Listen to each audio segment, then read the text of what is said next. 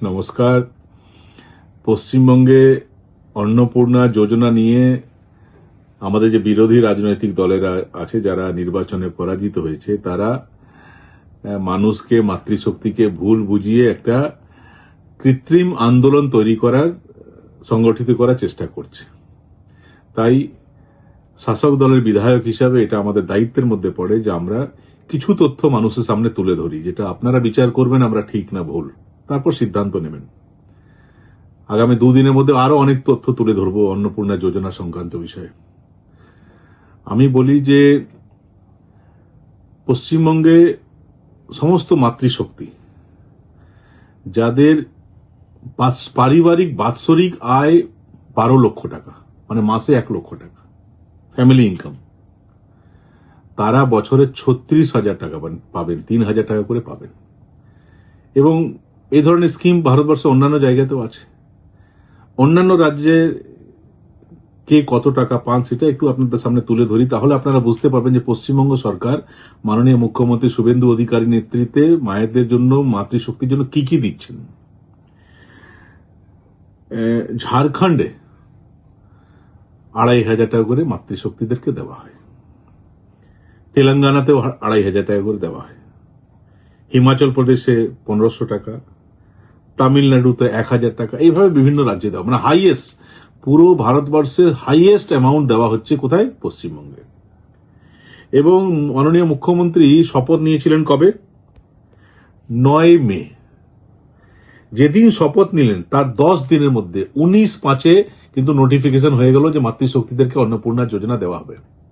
এবং 3 মাসের মধ্যে প্রায় 1.5 কোটি মাতৃশক্তিকে অন্নপূর্ণা যোজনা দেওয়া হয়েছে।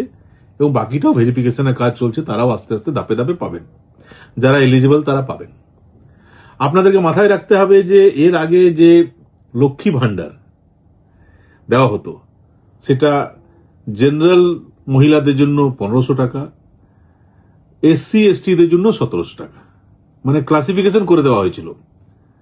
কিন্তু অন্নপূর্ণা যোজনা সবার জন্য 3,000 টাকা করে দেওয়া হচ্ছে। একটু সময় দিন, ভেরিফিকেশন তো করতেই হবে না। পুরুষ মানুষের নাম যদি থাকে লক্ষ্মী ভান্ডারে, তাদের নাম তো বাদ দিতে হবে। চালের মধ্যে যদি কাঁকড় থাকে তো কাঁকড় তো বাঁচতে হবে না, তাহলে না ভাত ভালো হবে। কাঁকড় বাছার সময়টুকু দিন। মাতৃশক্তি, আপনারা তো কাঁকড় বাছেন, আপনারা তো জানেন যে পরিবারের লোকদেরকে ভালো যদি ভাত খাওয়াতে হয় তাহলে কাঁকড় বাঁচতেই হবে। এটা আপনাদের চেয়ে ভালো কে বুঝবে? তাই মাননীয় মুখ্যমন্ত্রী শুভেন্দু অধিকারীকে আপনারা কাঁকড় বাছার সময় একটু দেবেন না।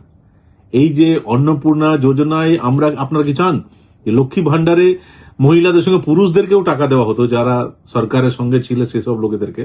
আপনারা কি চান যে এই টাকা পুরুষদেরকে দেওয়া হোক?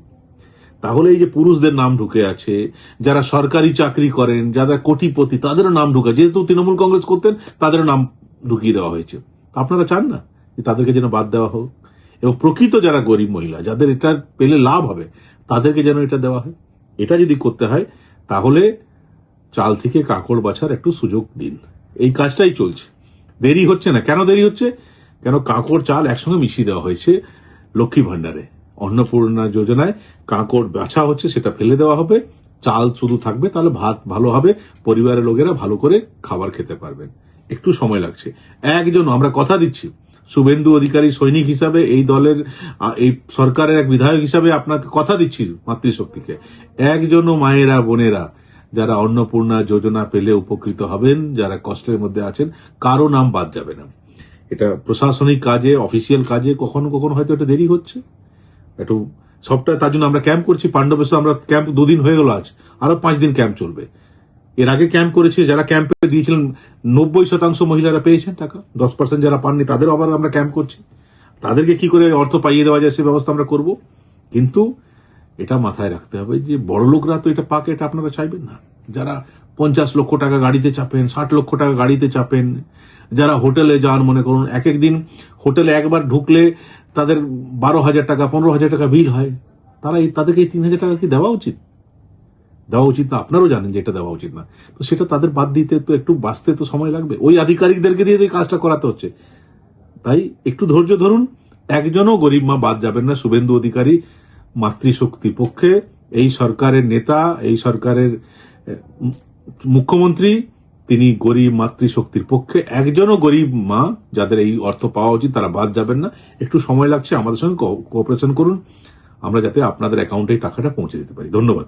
আরো 2-3 দিনের মধ্যে আরো অনেক তথ্য তুলে ধরবো।